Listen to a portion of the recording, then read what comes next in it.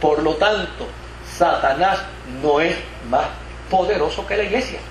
La iglesia es más poderosa que Satanás. Y no tengo que decir lagarto sea. ¿No? Sí.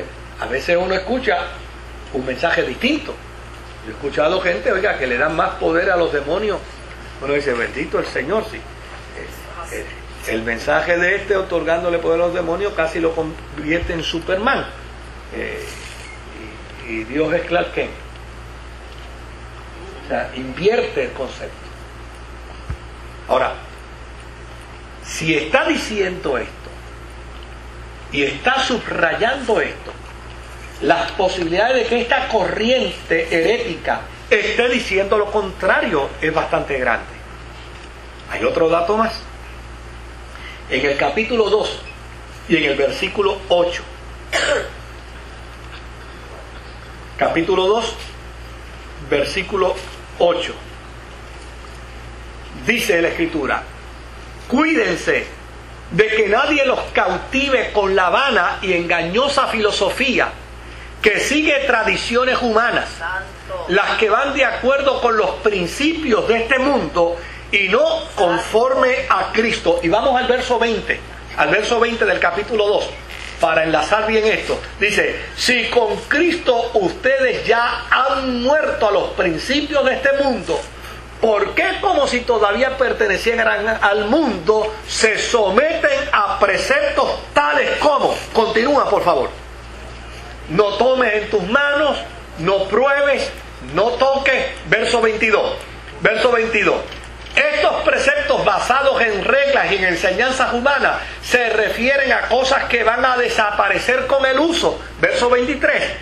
Tienen sin duda apariencia de sabiduría, con su afectada piedad, falsa humildad y severo trato del cuerpo, pero de nada sirven frente a los apetitos de la naturaleza pecaminosa. Verso 20, capítulo 3. Ya que han resucitado con Cristo, busquen entonces las cosas de arriba, donde está Cristo sentado a la derecha de Dios. Fíjense qué interesante. Porque aquí Pablo está disparando a dos objetivos a la misma vez. Porque esto de no toques, de no gustes, de no hagas, no solamente era un principio del judaísmo, era también principio de una fenomenología filosófica y religiosa de aquel tiempo, que era la astrología. Si usted observa bien, los consejos astrológicos le dicen a las personas qué números son los importantes para tal día y qué números no son los importantes para tal día, qué colores son importantes para tal día y qué colores no son importantes para tal día, qué cosas deben hacer en tal día y qué cosas no deben hacer en tal día, con qué signo zodiacal se pueden vincular en tal día y con qué signo zodiacal no se deben vincular en otros días. Fíjense. Y esto no es un planteamiento moderno, esto es un planteamiento ¿qué? Antiquísimo.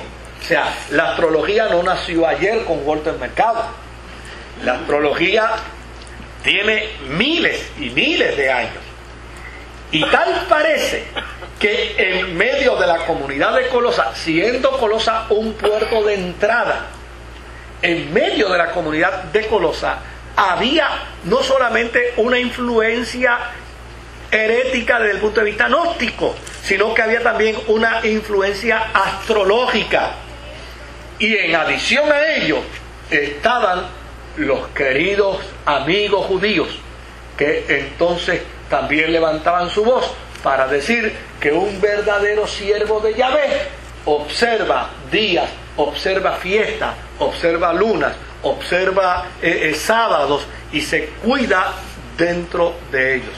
Y Pablo está diciéndole a los creyentes de Colosa: tienen que sacudirse de todo eso, porque todo eso es mera y sencillamente elementos, principios elementales para la fe, de los cuales ustedes ya no tienen que sujetarse porque ustedes han sido desafiados a una experiencia de vida cristiana de crecimiento. Ahora, este movimiento que Pablo está atacando aquí también tenía planteamientos filosóficos. Y ellos alegaban que los cristianos necesitaban desarrollar un poco más de conocimiento elaborado y más esotérico, más amplio en el mundo conceptual, ¿no?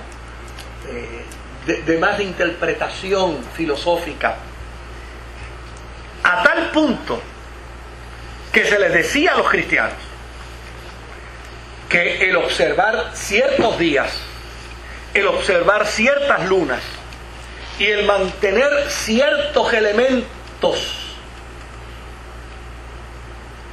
cúlticos, filosóficos dentro de la experiencia de la fe también eran sumamente necesarios. Cuando uno observa las reglas de la astrología, una de las cosas que las reglas de la astrología establece es precisamente el vínculo directo del ser humano ¿con qué? Con los astros. Y ese vínculo directo tiene que ver con la luna, y tiene que ver con el sol, y tiene que ver con Júpiter, y tiene que ver con Marte, y tiene que ver con Sagitario, y por esa razón entonces unos son de Libra y otros son de Sagitario, y otros son de Cáncer, de Géminis, de Capricornio, etcétera, etcétera, etcétera. ¿Verdad? ¿Verdad? Escorpión y todo eso, ¿verdad?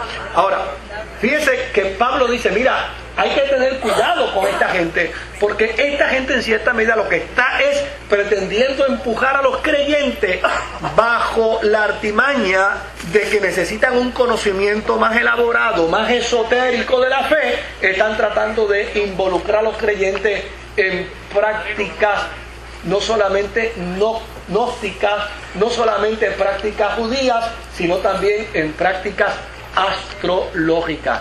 ¿Y cómo se le llama a ese conglomerado de prácticas? Se le llama sincretismo. El sincretismo no es otra cosa que yo coger prestado un poquito de aquí, un poquito de aquí, un poquito de acá, un poquito de allá, y hago una buena mezcla, ¿verdad? Y como tengo lo mejor de aquí y lo mejor de allá y lo mejor de acá allá, pues como tengo lo mejor de todo, pues obviamente presento, dije, un producto con lo mejor de lo mejor. ¿Eh? Y entonces, ese fenómeno sincrético no ha desaparecido. Cuando uno escucha algunos de los movimientos modernos de hoy en día, como por ejemplo Nueva Era, ¿verdad? Cuando uno, a mí se me olvidan los nombres, ¿no? Pero estos movimientos son movimientos sincréticos, que cuando usted los escucha, tienen un poquito de aquí, y un poquito de allá, y un poquito de acá. Óigame, y el gran problema que se tiene al respecto es el siguiente: nadie puede tomar lo mejor de aquí, lo mejor de acá, lo mejor de acá, para con lo mejor hacer lo mejor de lo mejor, porque el Evangelio no da espacio para pedir prestado a ninguna conceptualización religiosa distinta o diferente. ¿Ve? El sincretismo es un intento de conciliar doctrinas distintas. Comúnmente se entiende que estas uniones no guardan una coherencia sustancial. También se utiliza en alusión a la cultura o a la religión para resaltar su carácter de función y asimilación de elementos diferentes. Eso es gnosticismo. O sea, es pretender coger prestado de un lado y de otro para tratar de hacer lo mejor con lo mejor. De hecho, el gnosticismo en América fue tan serio y tan serio que inclusive se le permitió a los africanos, cuando llegaron a América, que dadas las circunstancias de que ya no tenían sus dioses